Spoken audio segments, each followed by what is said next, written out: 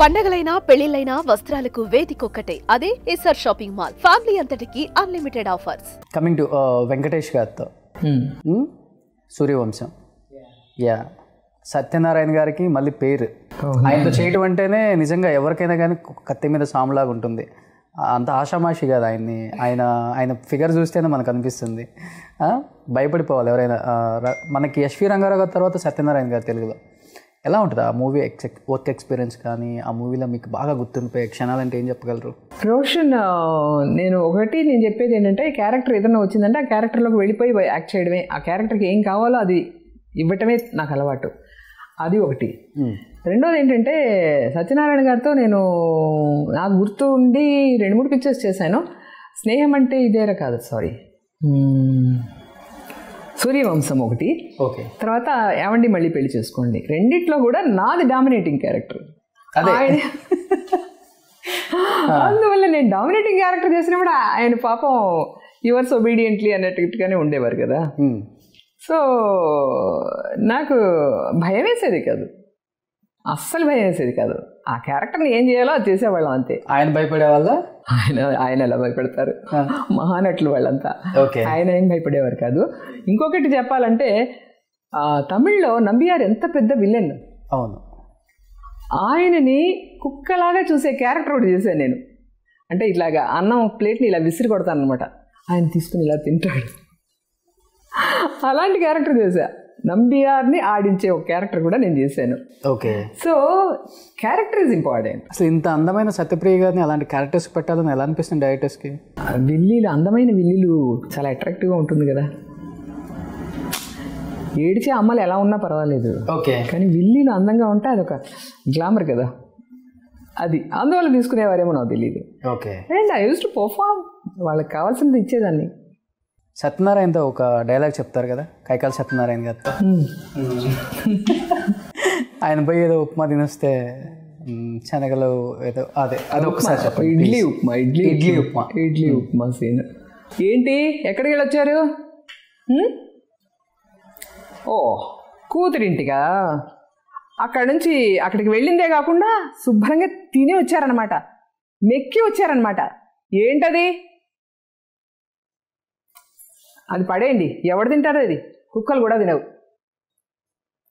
ఆవిడ తర్వాత ఇంటికి వెళ్ళి అర్ధరాత్రి లేచి తింటూ ఆయన వచ్చి పాప పొరమారితే నీళ్ళు ఇస్తాడు, తాగేస్తాను.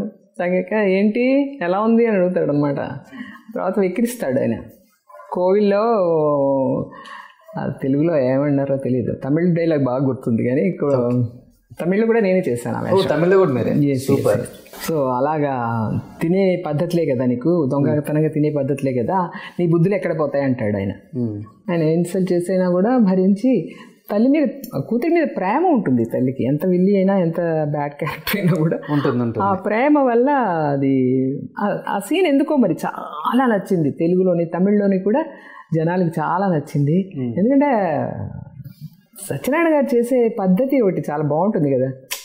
ఆయన వెక్కిరించిన ఆ కామెడీ టింజ్ ఉండేటట్టుగా ఆయన వైఫ్ని వెక్కిరించటం, మన క్యారెక్టర్ మనం కొంచెం ఆయన వెక్కిరింతని భరించలేక అయినా కూడా పోండి అన్నట్టుగా ఆ టైప్లో మనం చేయటం, ఆ సీన్ చాలా నచ్చింది జనం. సత్యనారాయణ గారితో ఆన్ స్క్రీన్ కాకుండా ఆఫ్ స్క్రీన్ బాగా గుర్తుండిపోయే మెమరీ అంటే ఏదైనా గుర్తుందా మీకు?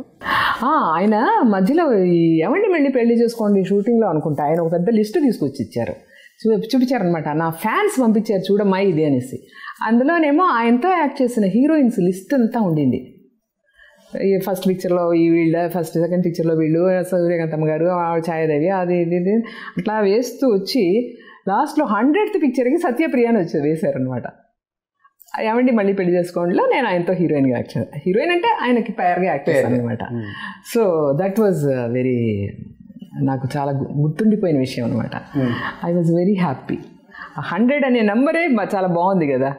100th పిక్చర్లో ఆయనకి పేరుగా 100th పేర్. మంచి ఫుడ్ అంటే ఆయన మంచి ఫుడ్ అన్నారు. మన తెలుగు వాళ్ళు అందరూ ఫుడ్డీలే. కోట శ్రీనివాసరావు గారు సూపర్. ప్రేమ విజేత టైంలో ఆయనకి ఒక ఫుడ్ ఒక బ్యాగ్ వచ్చేది. ఆ బ్యాగ్లో అన్ని పచ్చళ్ళు, పొళ్ళు అన్నీ ఉండేవి. ఒక నెయ్యి బాటిల్ ఉండేది. మేమందరం కార్డ్స్ ఆడేవాళ్ళం. షూటింగ్ మన వర్షాలు వచ్చేవి మన అది ఊరు హిల్ స్టేషన్ ఉందే అరకు వ్యాలీలో షూటింగ్ అనమాట. అప్పుడు వర్షం వచ్చినప్పుడు లోపలికి ఇంట్లో కూర్చునేవాళ్ళం, కార్డ్స్ ఆడుతుండేవాళ్ళం అనమాట. అప్పుడు అన్నం క్యారియర్ వస్తే ఈయన పెద్ద పళ్ళల్లో అందరికి కలిపి పెట్టేవారు, ముద్దలు పెట్టేవారు.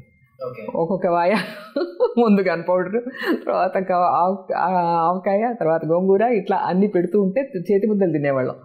అవన్నీ చాలా ఫుడ్ అంటే మనకు తెలుగు వాళ్ళకి ఇంకా అడగక్కర్లేదు, రెడీగా ఉంటాం మనం. అదే వెంకటేష్ గారితో ఏదైనా గుర్తుందా మంచిగా? వెంకటేష్ గారితో గుర్తుంది, హరికృష్ణ గారితో గుర్తుంది. లాహిర్లో ఆ టైంలో ఈవినింగ్ టిఫిన్ దమ్ ఇడ్లీ ఏదో వస్తుంది, ఇడ్లీని ఇది చేసి అందులో నెయ్యి, ఆవకాయ అంతా వేసి కలిపి చాలా బాగుంటుంది అది. అంటే ఇప్పుడు ముస్లిమ్స్కి ఇదేదో వస్తుంది కదా హలీం లాగా, ఇది మన వెజిటేరియన్ టైప్ అనమాట. అది తెప్పించి ఇచ్చేవారు, చాలా బాగుండేది. అండ్ కిళ్ళీలు, పాన్ మిఠాయి కిళ్ళీ వచ్చేది, అది చాలా బాగుండేది. బాగుండేది అక్కడ. మంచి ఫ్యామిలీ సబ్జెక్ట్ ఆ మూవీ కూడా, కంప్లీట్గా ఎంజాయ్ చేశాను. చాలా మందికి కూడా ఎంజాయ్ చేయడం ఇచ్చిన మూవీ. ముఖ్యమైన కారణం ఏంటంటే విశ్వనాథ్ గారితో పేర్ చేయటం. అందులో డాన్స్ కూడా ఉండింది మా ఇద్దరికి, ఓ సాంగ్, ఆ సాంగ్ లో డాన్స్ మీరంటే చేశారు, బాగుంది. అసలు ఆయన ఎలా చేశారు? ఆయన ఎన్ని టేకులు తీసుకున్నారు? అది ఒక్క టేకు కాదు, ఆయన నాకు నేర్పించేవారు. అసలు సూపర్గా చేసేవారు ఆయన. ఒక షార్ట్లో ఏంటంటే అసలు డైరెక్టర్ గారు కదా ఆయన, మహానుభావుడు, అసలు ఆయన పక్కన నటించడం అనేది నాకు మహాభాగ్యంగా భావిస్తాను. ఆయన డైరెక్షన్లో నటించలేకపోయినా కూడా ఆయన పక్కన నటించడం అనేది నాకు చాలా it's a God gift for me. ఒక సీన్లో ఆయన ఇది ఇచ్చారు, పైన వేసుకుంటారే టవల్, దాని ఏమంటారు, పంచగట్టి వేసినప్పుడు గావన్స్ అనహంలోను ఏదో అంటారు, అది ఇచ్చి ఆయనేమో నన్ను ఇలా కట్టుకోమన్నారు. కట్టుకోమని ఒక కామెడీ అన్నమాట, కామెడీ కోసం అవన్నీ డైరెక్టోరియల్ టచెస్ అంటారు కదా, అవన్నీ చెప్పేవారు అనమాట. ఏదైనా డైలాగ్లో కూడా ఆయన ఇలా నేను చెప్తాను, నువ్వు ఇలా చెప్పు అనేది, ఇలాంటివన్నీ కూడా ఐ కెన్ నెవర్ ఫర్గెట్.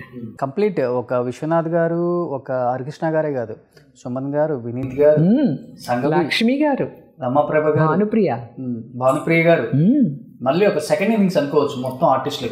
అవును. సుమన్ టీవీలో మీ పర్సనల్ అండ్ బిజినెస్ ప్రమోషన్స్ కోసం కింది నెంబర్కి కాంటాక్ట్ చేయండి.